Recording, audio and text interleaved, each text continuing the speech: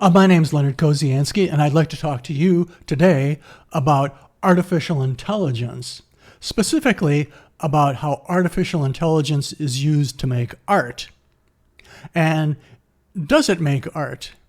What does it make? Now, some people say that artificial intelligence makes great art and it's going to replace all artists. And others say, well, no, actually, artificial intelligence is a tool that artists can use, and by combining their creativity with artificial intelligence, they can create very interesting images. And I've read articles about that. And then there are people like me who say, well, no, actually, it's just kind of dumb. It's kind of stupid. It doesn't make real art. It's just a gimmick.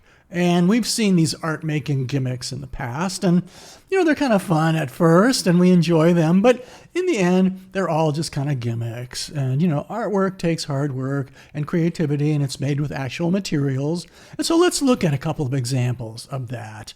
Okay. Now here's a comparison between two images. The one on the left is a painting by Leonardo da Vinci, done in the 1490s. The one on the right is an artificial intelligence creation. They're both portraits. And they're both of attractive young women.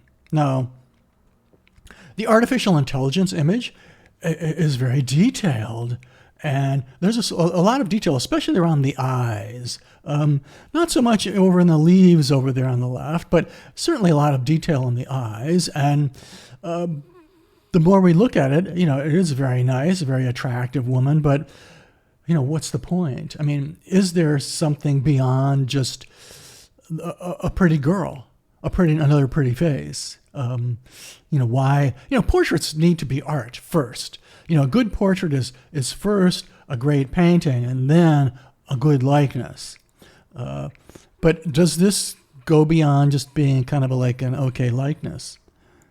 And is it really a piece of artwork? A piece of artwork is a thing. It's an object that's created with paint and canvas, and it actually has a presence in the world as an object. And, but this is just an image on a screen, and there's not any real one. There's not an original. There's, no one is the sort of like the original piece. It's just, it can be duplicated and sized, and it just appears on a screen. It's just electrons flowing through a processor according to some computer program to create this image on our screens.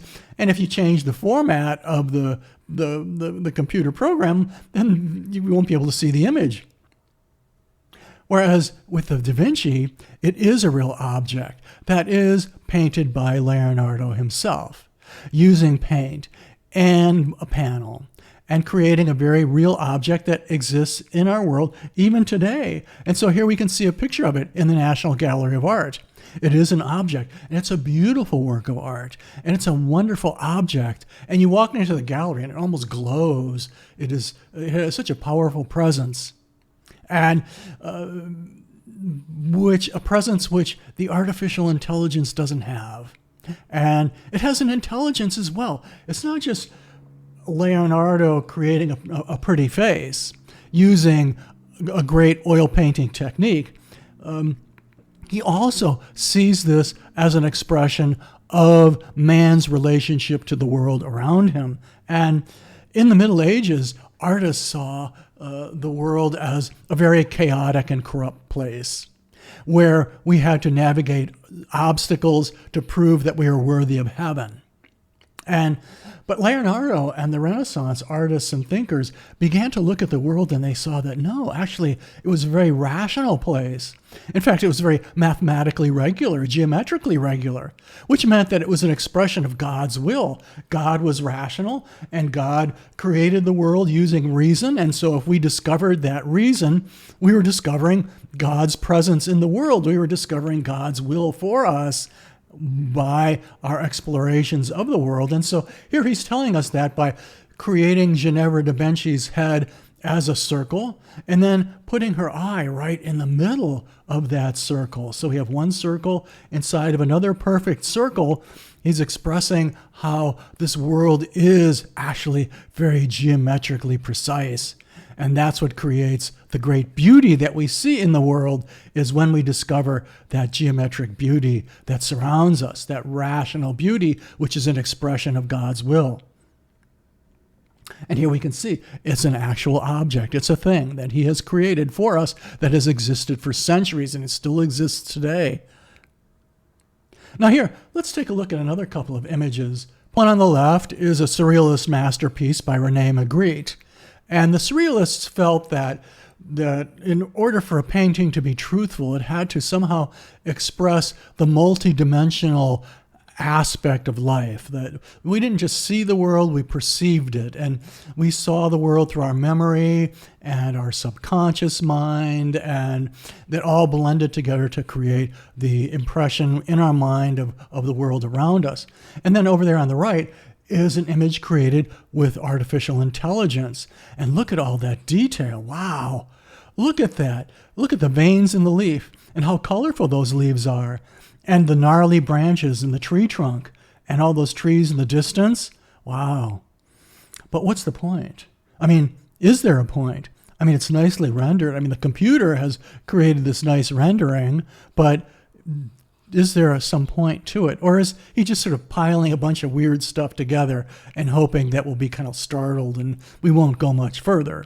You know, we'll look at it for a couple of seconds and then move on, which is kind of what I did. But with this Magritte painting, it's very multidimensional. And he's giving us at least 3 different levels of meaning here with this painting, in that he's telling us that the eye is sort of our window onto the world around us. And so we see those clouds. That's what we see with our eyes. And then the eye is a physical object on our face. And so he gives us the eyelid and the corners of the eye. And then the pupil is actually a hole that light passes through. But in his painting, it's not a hole. It's just a flat black spot. And so he's reminding us that, in the end, this is just a painting. It's just paint on a canvas. And, yes, it is an eye. Yes, it is clouds, but it's also just a flat canvas. It's just a flat piece of artwork. And so he's given us sort of 3 different levels of meaning, 3 different levels of reality, which makes this a very intelligent picture. And other critics have looked at this picture and they've discovered even more levels of meaning.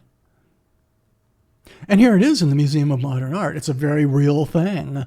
It's a very real object that was created by an artist, which has a presence in our world today. Even though it was created in 1923, it still is a very powerful object in our world that people go to New York to see. They spend millions of dollars every year to go to New York to see these paintings. Well, here's another image created by artificial intelligence. And look at that dramatic landscape with those swirling clouds and the setting sun and the crashing waves and the rocks, and wow. And the more we look at it, though, the rocks really, they don't look too real, do they? Especially in the middle and background. They look kind of, And those clouds, well, they're not like any clouds I've ever seen. Yeah, it's very dramatic, but does it really reflect the world that we live in? Or is it, again, just, a computer piling on a lot of detail to impress us? And at first we look at it and go, whoa, look at all that detail. Oh, my God.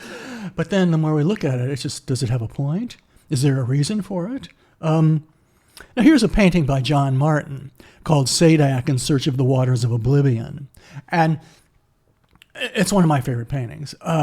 And here we see this vast landscape. It's very threatening looking. And there at the bottom of the painting is Sadak climbing up this precipice. Now, it's based on a fictional story that was very popular in the early 19th century of Sadak, who was commanded by a sultan to go search for these waters of forgetfulness. And so here he is out in the wilderness, climbing up through these rocks, trying to find these special waters. But notice how the painting expresses the vulnerability of man in relationship to the vastness of nature, of the vastness of the natural world through which he's traveling.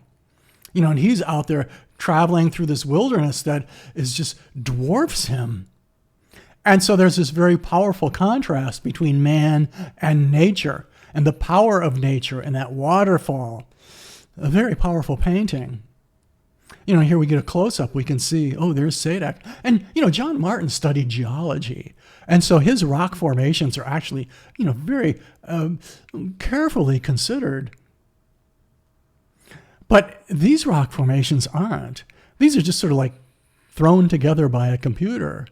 And, and same thing with the clouds and the water. Yeah, it's kind of impressive at first because there's so much detail, but is there really a point to it? And are those like real structures that clouds would make? Well, not really, but there is a lot of impressive detail. Well, here's another painting by John Martin. It's called The Deluge, and it depicts a scene from the Bible when, Noah gets on the ark with the animals, and then God floods the world and destroys it because everyone is so corrupt and so sinful that he only spares Noah and his family and 2 of every animal.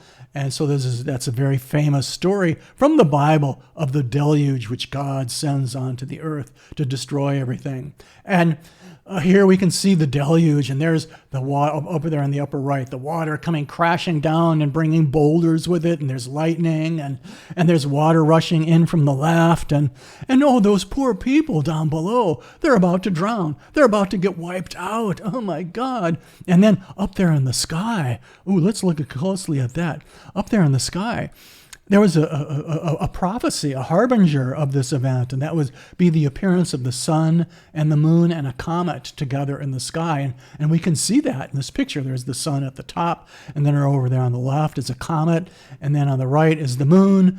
And so, this is a very intelligent, well put together picture with lots of meaning based on an important moment in biblical history.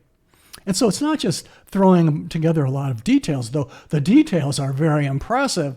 And, and again, he's expressing how vulnerable we are in the face of these powerful natural forces and how we should have a lot of respect for those natural forces and, that we are fairly puny by comparison to them. Again, here is John Martin creating a painting, an object, a thing. And the artificial intelligence creates this image on our computer screen. And, it's very impermanent. It's just there on the screen as long as the computer's turned on. As soon as we turn the computer off, the image goes away. And, and there is no original. There's no real one that they're based on. They're all the same. They're identical. You can make thousands of them. And again, like I said, they're not very real, not very realistic. But here, look at this. These are the actual paintings that John Martin has created, and they're hanging in the Tate Gallery. They're huge. They're very impressive. They sort of dwarf you, and they're very almost intimidating. Look at the people over there on the left, how small they are by comparison with these paintings. The paintings are very large, very impressive. Again, oil on canvas. They are objects in our world. They are things that we have created using our skill, using our intelligence, using our creativity. And it's not like anybody can do it. Only the most talented people who have dedicated their lives to making these images can actually create them. And they create these images of intelligence based on history, based on their view of man and his relationship to the world around him. So, is artificial intelligence just a gimmick? We've had these art-making gimmicks before. Do you remember spin art? You go to the county fair, everybody's an artist, everybody's an abstract artist, and you'd squirt this paint on this spinning card, and it would create these spinning masterpieces, and everybody was an artist for a couple of bucks. And but after a while we realized, no, they weren't masterpieces. They're just spin art, and it's kind of shallow, and it's fun, but it's not really art. I mean, it is sort of art, but not really. It's just kind of like, an art gimmick. An art toy, a fun art toy. And then, Photoshop, when Photoshop came out, and it had these filters where you could take a photograph and make it look like a watercolor or a pastel drawing or an oil painting. And so what I've done is I've taken one of our previous images that we were looking at, and I've applied one of these Photoshop filters to make it look like an oil painting. And, well, it looks kind of gimmicky. And we recognize the gimmick. We see the trick. But I remember at one time a curator telling me, "Oh, you artists are going to be replaced by Photoshop because it can just take these filters and make any photograph look like a pastel drawing. And so what do we need you for anymore?" Well, after a while, we saw the gimmick, and it's kind of a shallow gimmick. And then again, I remember a colleague who, had this very nice photograph taken of him in a sailboat, and then he put this Photoshop filter to make it look like a watercolor. "Oh, look at my watercolor painting." Well, it didn't look like a watercolor painting. It looked like a Photoshop painting. But after a while, we recognized the gimmick. We see the gimmick. And now, after artificial intelligence art has been out for a while, we're starting to recognize the gimmick there too.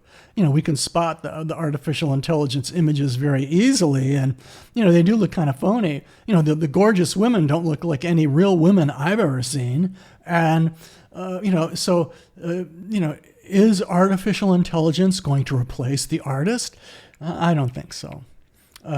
Is artificial intelligence a tool that the artist can use to enhance their creativity? Not what I can see. No, I don't think so. Is artificial intelligence just kind of stupid? Yeah, I think it is. It's just kind of another gimmick. It's just kind of dumb. And it allows us to pile on lots of detail and make it look, like we've created something, but we really haven't created anything. When we actually have to make a painting, when we have to draw it, we spend hours looking at it and painting it. Well, we're learning about what we're making. And we're learning about our relationship to that image and that image's relationship to the world in which it's a part. And so the art process is also a process of discovery. And if you try to shortchange that, if you try to do art in 30 seconds, well, you're shortchanging that process of discovery, that process of creation. And it's in that process of creation that we come up with so many ideas. And the painting begins to almost speak to us, to tell us what it would like to become. And you lose that with artificial intelligence. And so in the end, I think it's just kind of a gimmick. And it's a fun gimmick. Everybody should try it. Everybody should play around with it. But in the end, it's kind of very shallow and not very intelligent at all. Well, thank you for watching this video.